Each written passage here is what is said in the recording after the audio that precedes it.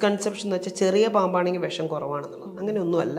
ഇതിൻ്റെ അകത്ത് ഒന്ന് ആ കടിച്ച സ്ഥലത്തുള്ള വേദന, കടിച്ച സ്ഥലത്തുള്ള മാർക്ക്. കോഴിക്കൂട്ടിൻ്റെ അകത്ത് നിന്ന് മുട്ടയെടുക്കാൻ വേണ്ടി കൈയിടുന്നു, പാമ്പ് കടിച്ച അവസ്ഥകളുണ്ട്. പാമ്പിൻ്റെ വെനം അത് നമ്മുടെ ശരീരത്തിലേക്ക് ഇഞ്ചെക്ട് ചെയ്യുകയാണ് ചെയ്യുന്നത്. അതിൻ്റെ ഒപ്പം ഉണ്ടാകുന്ന ഏറ്റവും വലിയ മിസ്കൺസെപ്ഷനാണ് ഇത് കെട്ടിവെക്കുക എന്നുള്ളത്.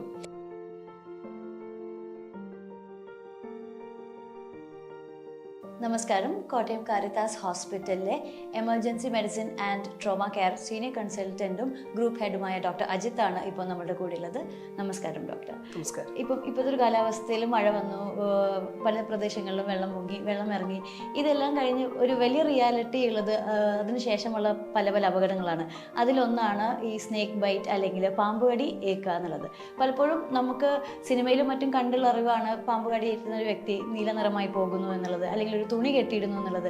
ഇതിൽ എന്തൊക്കെയാണ് വാസ്തവം? ഒരു വ്യക്തിക്ക് പാമ്പ് കടി ഏറ്റിട്ടുണ്ട് എന്ന് നമുക്ക് മനസ്സിലാകാനുള്ള ഒരു ഏറ്റവും വിസിബിൾ സിംറ്റം എന്ന് പറയുന്നത് എന്താണ്?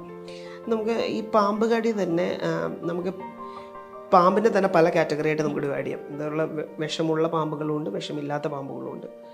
ചിലപ്പോൾ ഉള്ളൊരു മിസ്കൺസെപ്ഷൻ എന്ന് വെച്ചാൽ ചെറിയ പാമ്പാണെങ്കിൽ വിഷം കുറവാണെന്നുള്ളത്. അങ്ങനെയൊന്നുമല്ല. ഇപ്പോൾ വിഷമുള്ള പാമ്പാണെങ്കിൽ അതിൻ്റെ കുഞ്ഞുങ്ങളാണെങ്കിലും അതേ വിഷാംശമുണ്ട് ശരീരത്തിൽ. അപ്പോൾ പാമ്പിൻ്റെ സൈസ് അനുസരിച്ചല്ല നമുക്കതിൻ്റെ അകത്ത് ഒരു ബൈറ്റിനെ നമ്മൾ ഡിറ്റർമൈൻ ചെയ്യേണ്ടത്. അപ്പം നേരത്തെ ചോദിച്ച ചോദ്യത്തിലേക്ക് വരുവാണെങ്കിൽ നമുക്ക് എങ്ങനെ മനസ്സിലാവും എന്ന് ചോദിച്ചാൽ, ഇതിൻ്റെ അകത്ത് ഒന്ന് ആ കടിച്ച സ്ഥലത്തുള്ള വേദന, കടിച്ച സ്ഥലത്തുള്ള മാർക്ക്. ഇതാണ് ഏറ്റവും കൂടുതൽ ഇമ്പോർട്ടൻ്റ് ആയിട്ടുള്ളത്. പക്ഷേ ഈ കടിച്ച സ്ഥലത്തുള്ള മാർക്ക് എന്ന് പറയുന്നത് പല പാമ്പുകൾക്കും പല തരം ഫാങ്സ് എന്ന് പറയും. നമ്മൾ പാമ്പിൻ്റെ മുമ്പിൽ കാണുന്ന രണ്ട് ഡെപ്തുള്ള നീളമുള്ള പല്ലുകൾ, അത് ഫാങ്സ് എന്ന് നമ്മൾ പറയണം.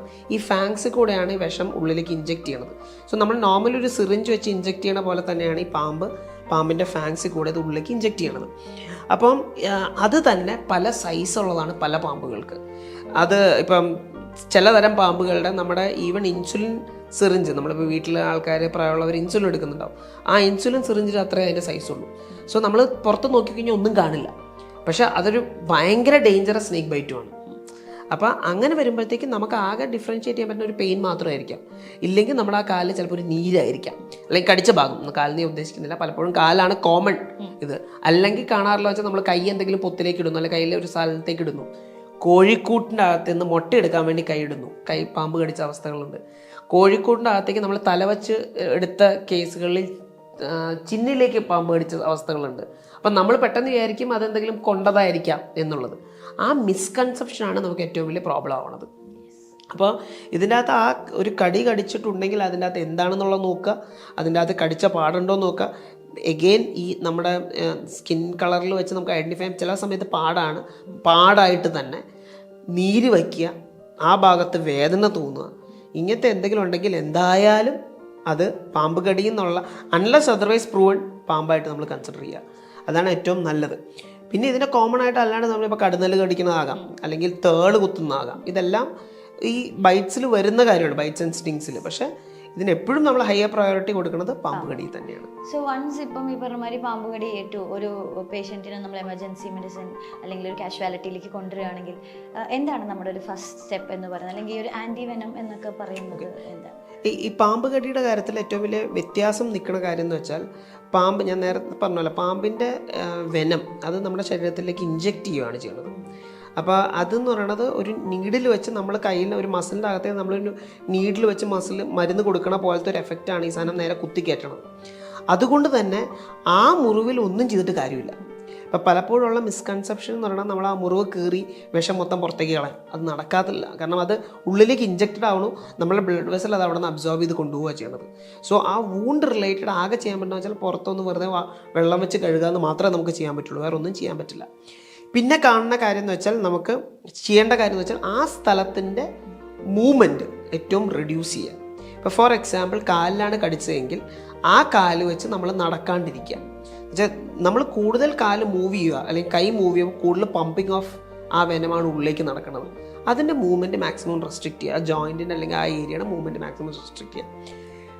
അതിൻ്റെ ഒപ്പം ഉണ്ടാകുന്ന ഏറ്റവും വലിയ മിസ്കൺസെപ്ഷനാണ് ഇത് കെട്ടിവെക്കുക എന്നുള്ളത്.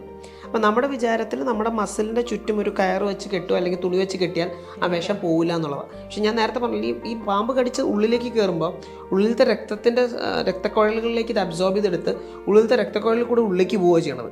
അപ്പം നമ്മൾ ഈ കെട്ടുന്നതെന്ന് പറയുന്നത് മസിലും ആ ഒരു എക്സ്റ്റേണൽ ആണ് നമ്മൾ ടൈറ്റായിട്ട് ഇടുന്നത്. പക്ഷെ അതിനകത്ത് കൂടുതൽ ടൈറ്റ് ആകുമ്പോൾ നമുക്ക് ശരിയാണ്, ഒത്തിരി ടൈറ്റായിട്ട് കെട്ടിയാൽ ഈ ഫ്ലോ നമുക്ക് നിർത്താം. പക്ഷെ പ്രശ്നം എന്ന് വെച്ചാൽ ഈ ഫ്ലോ നിർത്തുന്നതിനൊപ്പം തന്നെ ആ ഭാഗത്തേക്കുള്ള നോർമലായിട്ടുള്ള ഓക്സിജൻ കണ്ടെയ്ൻ ചെയ്യണ ബ്ലഡിൻ്റെ സർക്കുലേഷനെ നമ്മൾ ക്ലോസ് ചെയ്യുക. അപ്പം അങ്ങനെ ക്ലോസ് ചെയ്യുമ്പോൾ ഇപ്പോൾ പാമ്പ് കടിച്ചത് പോലും അല്ലാത്തൊരു സാധനം, അല്ലെങ്കിൽ പാമ്പ് കടിച്ചത് വിഷമില്ലാത്തൊരു പാമ്പാണെങ്കിൽ തന്നെ ആ സാധനം അത് ആ ടിഷ്യൂസ് കംപ്ലീറ്റ്ലി ഡാമേജായി അത് മുറിച്ച് കളയേണ്ട അവസ്ഥ വരെ ഉണ്ടാവാറുണ്ട്. എന്നുവെച്ചാൽ പാമ്പ് കടിച്ചു, ആ പാമ്പ് കടിച്ചുകൊണ്ട് വിഷം ഉണ്ടായിട്ടുണ്ടോ? ഇല്ല. അപ്പം പക്ഷേ മുറിച്ച് കളയേണ്ടി വന്നു, മുറിച്ച് കളഞ്ഞു. കാരണം എന്താ? ഈ കെട്ടി വെച്ചുകൊണ്ട്, കാരണം ഈ രക്തക്കുഴലിനെ കണക്ട് ചെയ്ത് വെക്കണമുണ്ട്. അപ്പോൾ അതൊരു വലിയ ഡേഞ്ചറാണ്. പിന്നെ ഒരു കാര്യം കൂടി എടുത്ത് പറയാനുള്ളത് വെച്ചാൽ, ഇപ്പോൾ ചില സമയത്ത് നമുക്കറിയാം, ഇപ്പോൾ തോന്നും ഇത് വിഷപ്പാമ്പ് തന്നെയാണ് കടിച്ചത്. ചിലർക്ക് കാണുമ്പോൾ തന്നെ അറിയാം വിഷപ്പാമ്പ്. ഈ വിഷപ്പാമ്പിൽ പോലും ദർ സംതിങ് ഉള്ള ഡ്രൈ ബൈറ്റ് എന്ന് പറഞ്ഞ കാര്യമുണ്ട്. എന്ന് വെച്ചാൽ ആ വിഷപ്പാമ്പിൻ്റെ ഇപ്പോൾ ഈവൻ വിഷപ്പാമ്പ് കുത്തിയാൽ പോലും ചില സമയത്ത് നമ്മുടെ ഉള്ളിലേക്ക് വെനം ഇഞ്ചെക്ട് ചെയ്യണമെന്നില്ല. അപ്പം നമ്മൾ പക്ഷേ പ്രിക്കോഷണറി പാമ്പ് കടിച്ചു എന്ന് പറഞ്ഞാൽ നേരെ കെട്ടുമ്പോൾ the damage caused by it is more than the advantage. അതിന് പക്ഷേ ചെയ്യാൻ പറ്റുന്ന ഒരു കാര്യം എന്ന് വെച്ചാൽ, ഞാൻ നേരത്തെ പറഞ്ഞ കാല് അനക്കാൻ പറ്റില്ല, അതിന് യൂണിഫോം പ്രഷറിൽ നമ്മൾ ഇപ്പോൾ കാല് എന്തെങ്കിലും സ്പ്രെയിൻ വന്നാൽ നമുക്ക് ക്രീം ബാൻഡേജ് കിട്ടും. അതേപോലെ യൂണിഫോം പ്രഷറിൽ മേള് തൊട്ട് താഴെ വരെ നമുക്കൊരു യൂണിഫോം പ്രഷറിൽ കെട്ടി വയ്ക്കാം. അപ്പോൾ ആ ജോയിൻറ്റിൻ്റെ മൂവ്മെൻറ്റ് റെഡ്യൂസ്ഡ് ആവും. അപ്പോൾ ആ ജോയിൻറ്റിൻ്റെ മൂവ്മെൻറ്റ് റെഡ്യൂസ് ആകുമ്പോഴത്തേക്കും അതിൻ്റെ അബ്സോർപ്ഷൻ റെഡ്യൂസ് ചെയ്യാൻ പറ്റും. അപ്പോൾ ഇതിനകത്ത് ഇനി ഒരു ഡേഞ്ചർ കൂടെ പറയാം. ഇപ്പോൾ കെട്ടി വെച്ചത് ടൈറ്റായിട്ട് കെട്ടി വെച്ചു, ഇപ്പോൾ അത് വഴിക്ക് വെച്ച് പെട്ടെന്ന് ഊരി പോകണു, അല്ലെങ്കിൽ ആരെങ്കിലും പെട്ടെന്ന് അത് ഊരി, ഇതൊരു വെനമസ് ബൈറ്റ് ആണെങ്കിൽ ഈ വെനം ഒറ്റയടിക്ക് സർക്കുലേഷനിൽ കയറി ഡയറക്റ്റ് കാർഡിയോടോക്സിറ്റി വന്ന് പേഷ്യൻസ് കൊളാപ്സ് ആവാനുള്ള ചാൻസ് വളരെ കൂടുതലാണ്. അതുകൊണ്ടാണ് എപ്പോഴും കാണുന്ന മിസ്കൺസെപ്ഷൻ, ഒന്ന് ഇതിൻ്റെ അകത്ത് കീറുക, കടിച്ച ഭാഗം കീറുക, കടിച്ച ഭാഗത്ത് മഞ്ഞപ്പൊടി അങ്ങനത്തെ കാര്യങ്ങളൊക്കെ ഇടുക, അതിലൊന്നും ഒരു അഡ്വാൻറ്റേജ് ഇല്ല, കഴുകുക മാത്രമേ ഉള്ളൂ. ടൈറ്റായിട്ട് കെട്ടിക്കഴിഞ്ഞാൽ അതും കൂടുതൽ ഡാമേജാണ്. യൂണിഫോം ആയിട്ട് ഡ്രസ്സിങ് ചെയ്യാം, കംപ്രസീവ് ഡ്രസ്സിങ് നമ്മൾ പറയണം. പക്ഷേ യൂണിഫോം പ്രഷറിൽ അധികം ടൈറ്റായിട്ടല്ല, ആ ഏരിയയിലെ muscle joint movements maximum reduce ചെയ്യുക. ഇത്രയാണ് നമ്മൾ ഹോസ്പിറ്റലിൽ എത്തുന്നതിന് മുമ്പ് and as early as possible നമ്മൾ ഹോസ്പിറ്റലിലേക്ക് എത്തുക. സോ ഈ പറഞ്ഞ മാതിരി തന്നെ ഇപ്പം ഹോസ്പിറ്റലിൽ എത്തി പോസ്റ്റ് ട്രീറ്റ്മെൻറ്റ് എന്തെങ്കിലും ഡയറ്റ് കൺട്രോളോ അതുപോലെ എന്തെങ്കിലും ഇഫ് ഇൻ കേസ് നമ്മുടെ ബോഡിയിൽ പോയിസൺ കയറിയിട്ടുണ്ടെങ്കിൽ ഈ ഒരു ട്രീറ്റ്മെൻറ്റിലൂടെ അത് പൂർണ്ണമായും ഭേദപ്പെട്ട ഒരു സിറ്റുവേഷനാണ്. നോർമലി നമ്മൾ ഇതിനകത്ത് നോക്കണം എന്ന് വെച്ചാൽ, ആദ്യം ഇപ്പോൾ ഹോസ്പിറ്റലിൽ വന്നു കഴിയുമ്പോൾ നമ്മൾ പല നമ്മുടെ വെനമസ് ബൈറ്റിൻ്റെ ക്ലിനിക്കൽ ഫീച്ചേഴ്സ് എന്ന് വെച്ചാൽ ശരീരത്തിൽ കാണിക്കുന്ന ഫീച്ചേഴ്സിന് പല ഏരിയയിൽ കൂടെ നമ്മൾ ഡിവൈഡ് ചെയ്തേക്കണം. അപ്പോൾ നമ്മൾ അതെല്ലാം മോണിറ്റർ ചെയ്യുകയാണ് ചെയ്യണത്. അപ്പോൾ മോണിറ്ററിങ് ചില സമയത്ത് നമ്മൾ 12 മണിക്കൂർ വരെ മോണിറ്റർ ചെയ്യാറുണ്ട്, ചില ദിവസം 24 hours വരെ മോണിറ്റർ ചെയ്യാറുണ്ട്. അപ്പോൾ ഇതിൻ്റെ അകത്ത് ചില ലാബ് ടെസ്റ്റുകൾ നമ്മൾ റിപ്പീറ്റ് ചെയ്യാണ്ട്, ഏറ്റവും കോമൺലി കാണുന്നത് വെച്ചാൽ രക്തം കട്ട പിടിക്കാണ്ടിരിക്കുക, അപ്പോൾ രക്തസ്രാവത്തിലേക്ക് പോകാൻ സാധ്യതയുണ്ട്. അപ്പോൾ അതിൻ്റെ ടെസ്റ്റുകൾ നമ്മൾ ഫ്രീക്വൻ്റ് ആയിട്ട് ഡിപ്പെൻഡ് ചിലപ്പോൾ 4 to 6 hours റിപ്പീറ്റ് ചെയ്യാറുണ്ട്. അത് ഒരു കാര്യം. രണ്ടാമത്തെ കാര്യം എന്ന് വെച്ചാൽ നമ്മളിതിൻ്റെ നെർവസ് സിസ്റ്റം ന്യൂറോൺസിൽ ചെന്ന് എഫക്റ്റ് ചെയ്യാനും, അപ്പോൾ അതുകൊണ്ട് നമ്മൾ ന്യൂറോണൽ ടെസ്റ്റ്, അത് പക്ഷേ ക്ലിനിക്കൽ ഇവാലുവേഷനാണ്, അത് നമ്മൾ ചെയ്യാറുണ്ട്. അത് ഇവാലുവേറ്റ് ചെയ്ത് ഈ ഫീച്ചേഴ്സ് ഉണ്ടോ എന്ന് നോക്കും. മൂന്നാമത്തെന്ന് വെച്ചാൽ ചില ടൈപ്പ് ബൈറ്റുകളിൽ കിഡ്നിക്ക് നേരെ ഡാമേജ് ഉണ്ടാവാൻ സാധ്യതയുണ്ട്. അപ്പോൾ അത് നമ്മൾ ഇവാലുവേറ്റ്. അപ്പോൾ നോർമലി ഇത് 24 hours നമ്മളെപ്പോഴും നോക്കാറുള്ളത്. ഈ 24 മണിക്കൂറിൽ എന്തെങ്കിലും ഫീച്ചേഴ്സ് ഉണ്ടോ ഇല്ലയോ എന്നുള്ളത് നോക്കും. ഉണ്ടെങ്കിൽ അതിൻ്റെതായ പ്രതിരോധ മരുന്നുകൾ, അത് നോർമലി ആൻറ്റി സ്നേക്ക് വെനം അത് സ്റ്റാർട്ട് ചെയ്യുക. ഈ ആൻറ്റി സ്നേക്ക് വെനം സ്റ്റാർട്ട് ചെയ്യുമ്പോൾ ശ്രദ്ധിക്കേണ്ട മാത്രമേ ഉള്ളൂ, നമ്മളതിൻ്റെ ഒരു ഇവാലുവേഷൻ ചെയ്യും. ചിലവർക്ക് അലർജിക് റെസ്പോൺസ് ഉണ്ടാവാൻ സാധ്യതയുണ്ട്. അതെല്ലാം മോണിറ്റർ ചെയ്തിട്ട് അണ്ടർ മോണിറ്ററിംഗ് ആണ് നമ്മളത് സ്റ്റാർട്ട് ചെയ്യാറുള്ളത്. സ്റ്റാർട്ട് ചെയ്തുകൊണ്ട് നമ്മൾ ഇതിൻ്റെ ഫീച്ചേഴ്സ് സബ്സൈഡ് ചെയ്യുന്നുണ്ടോ എന്നുള്ളത് നമ്മൾ മോണിറ്റർ ചെയ്ത് പോകും. അങ്ങനത്തെ കേസുകളാണെങ്കിൽ ചിലപ്പോൾ നമ്മൾ അതിൽ കൂടുതൽ ഇത് പറയാറുണ്ട്. പക്ഷേ ആൻറ്റിവെനം തുടങ്ങാത്ത കേസാണെങ്കിൽ നോർമൽ 24 hours ഒബ്സർവ് ചെയ്യാൻ പറയും. കാരണം ഇത്രയേ ഉള്ളൂ, ഇപ്പോൾ ബൈറ്റ് ചെയ്ത ഉടൻ തന്നെ എല്ലാ ഫീച്ചറും ഉണ്ടാവണമെന്നില്ല. അതിൻ്റെ സീക്വൻസ് ആണ് നമുക്ക് അറിയാനുള്ളത്. വിത്തിൻ 24 hours എങ്ങനെയുണ്ട്, അതിനുള്ളിൽ നമുക്ക് പ്രോപ്പർ ട്രീറ്റ്മെൻറ്റ് സ്റ്റാർട്ട് ചെയ്ത survival rate is really good. ഇതിനകത്ത് ഡിലേഡ് ആണെങ്കിലാണ് പ്രശ്നം. സോ ഡോക്ടർ ഇപ്പോൾ പറഞ്ഞ മാതിരി നമ്മളിപ്പോൾ ഈ സ്ട്രോക്ക് റിലേറ്റഡ് കാര്യങ്ങളൊക്കെ പറയുമ്പോൾ സ്ട്രോക്ക് ഫ്രണ്ട്ലി ആയിട്ടുള്ള ഹോസ്പിറ്റലിൽ പോകണം, അല്ലെങ്കിൽ ഫെസിലിറ്റീസ് ഉണ്ടോ എന്ന് നമ്മൾ അറിഞ്ഞിരിക്കണം എന്ന് പറയാറുണ്ട്.